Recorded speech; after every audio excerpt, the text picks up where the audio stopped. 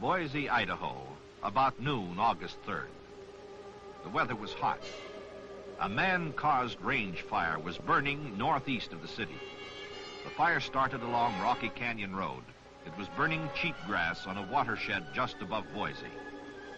Ranches in the canyon area were threatened. The Forest Service and Bureau of Land Management quickly had men, planes, and tractors on the job. Repeated bombardments with borate slowed the blaze. 250 men, along with 7 bulldozers, fought the fire. It was a fierce 12-hour battle. On August 20th, over an inch of rain fell on the burned-over area. Charred and naked, the slopes were defenseless against the rain. Water rushed down the black, bare slopes, carrying topsoil with it. Water, choked with soil and debris, rolled into Picket Pin and Cottonwood creeks. Maynard and Warm Springs gulches also produced floods. The flood brought destruction to Boise's eastern residential section and business district. Property damage ran high. The flood from Cottonwood Creek formed a delta of mud over East Boise. Never in the community's history had there been a flood such as the Big Mud Bath of 1959. The flood from Maynard Gulch blocked traffic and damaged State Highway 21 because of a serious range fire followed by a high-intensity rainstorm. A watershed had gone on a rampage. Thousands of tons of soil and debris were spread over Boise City and surrounding country. Normal activity was completely disrupted. Truly, the pot had boiled over. Digging out of this mire was no easy task. Lawns, driveways, and sidewalks were smothered with silt. The mud-laden water had rushed down a great network of streets. It was above the curb level. It had plugged drainage pipes and sewers. Basements of home and business buildings were flooded. Merchandise, equipment, and business records were destroyed or damaged. Normal work came to a standstill. Several people reported narrowly escaping with their lives when their basement bedrooms were deluged with murky floodwater in the early dawn.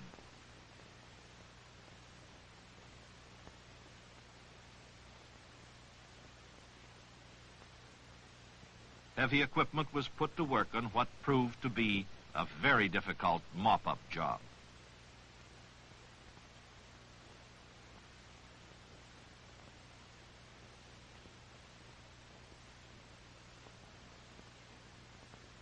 Here, the sediment is 10 inches deep. This is evidence of the tremendous volume of water and debris that passed this point. Many Boise citizens fought a personal battle to remove the mud that had covered their front and backyards. Because of the great amount of damage to public property, it also became a community battle. Everyone was affected by the flood. The element of danger was definitely here. It could happen again and again.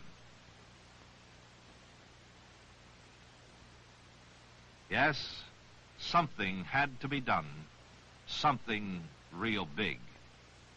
9,000 acres of Boise watershed were completely denuded of all vegetation. Floods from burned-over watersheds have a terrific sting. Flood potential increases with each flood, and what should be useful, productive land becomes a dangerous liability. And it did happen again. In the next few weeks, before anything could be done, 2 more floods occurred. They were not as destructive as the first, but the community had to dig itself out of the mud 3 times in the late summer and early fall of 1959.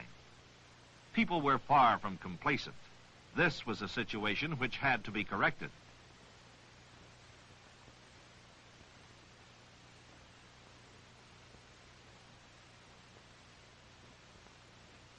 Forest Service personnel made a complete inspection of the watershed area. There was no grass, no litter, no humus, no vegetation of any kind to protect the soil on the burned area.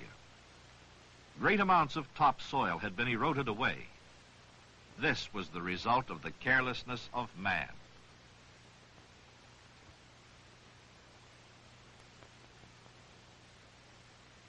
Public land managing agencies, after careful consideration, prepared a plan to prevent reoccurrence of summer floods from 1,500 acres of the primary flood source area. This involved both private and federally owned land. The plan called for contour trenching the flood source. Howard Alskog, supervisor of the Boise National Forest, Jack Wilcock, forest ranger, Douglas Hole of the Soil Conservation Service, and Delbert Fallon of the Bureau of Land Management were the principals in getting cooperative action. The plan was to become known as the Boise Front Watershed Restoration Project.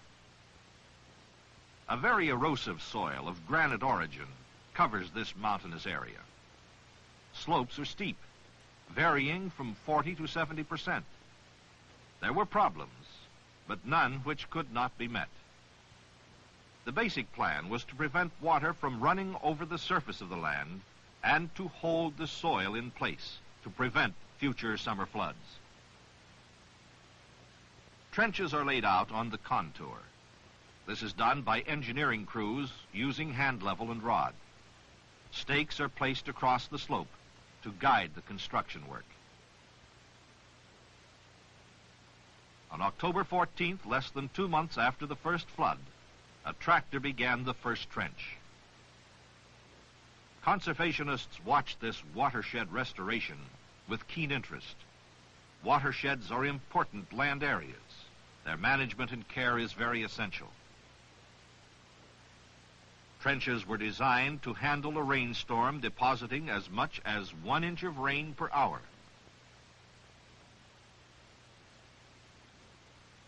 The trenches must have adequate width.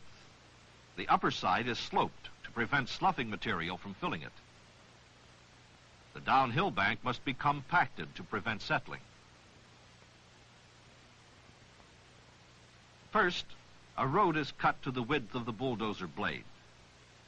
All construction is done with large crawler-type tractors. They're equipped with angle dozer blades. Some have rear-mounted ripper teeth. The trench is constructed along the road by a cut-and-fill operation. The excavated dirt spills under the blade where it adds to the downhill bank and is packed by the outer track of the machine. Several passes with the tractor are necessary to complete the trench. Because of the loose nature of the soil and rock formations, the large tractors could work effectively.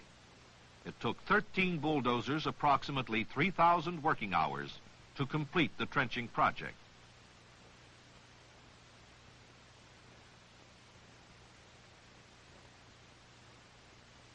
Trenches are cross-diked so that in the event the trench should break, only one section will empty.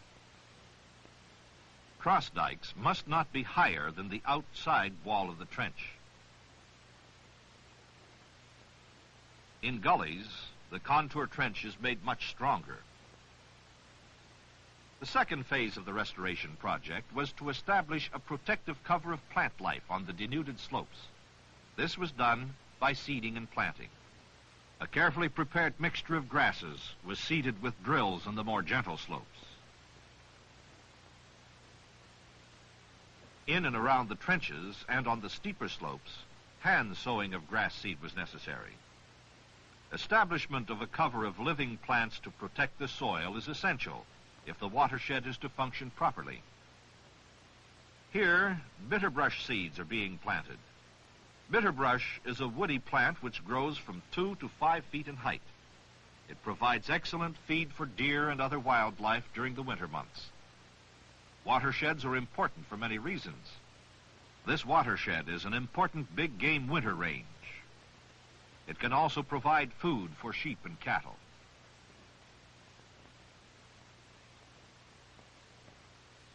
The Forest Supervisors Advisory Council of the Boise National Forest inspected the job as it neared completion.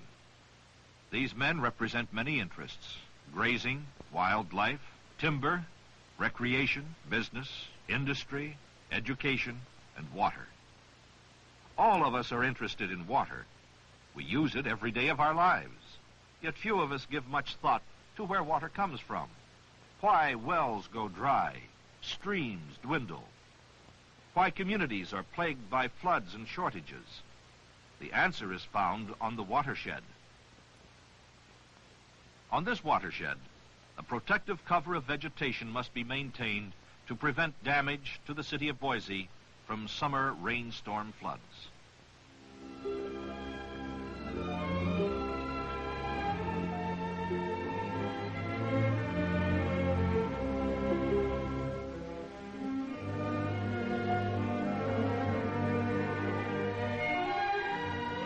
Ponderosa pine seedlings were planted in the trenches on the upper areas of the project.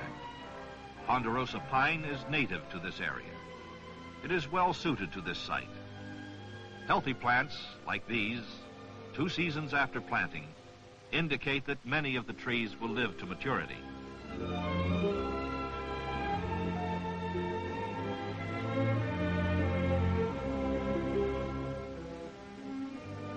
Here, 2 years after planting, the seeded grasses cover once barren ground.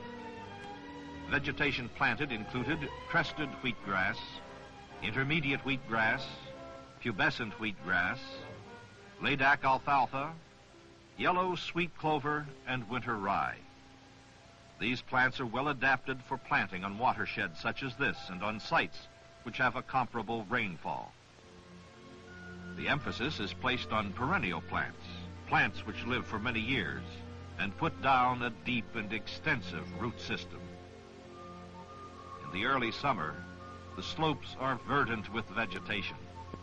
The new grasses are more fire-resistant than the cheatgrass which covered most of the slopes before the fire. In watershed restoration, the trench and the plant cover play an equally important role.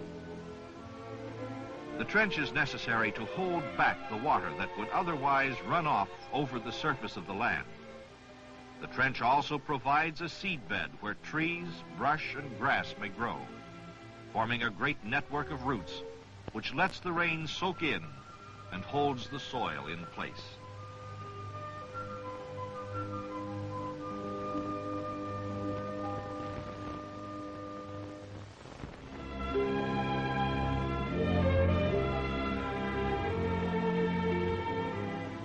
The Boise Front Watershed Restoration Project was a cooperative effort of private landowners, Boise City, Ada County, the state of Idaho, the Bureau of Land Management, the Soil Conservation Service, and the United States Forest Service.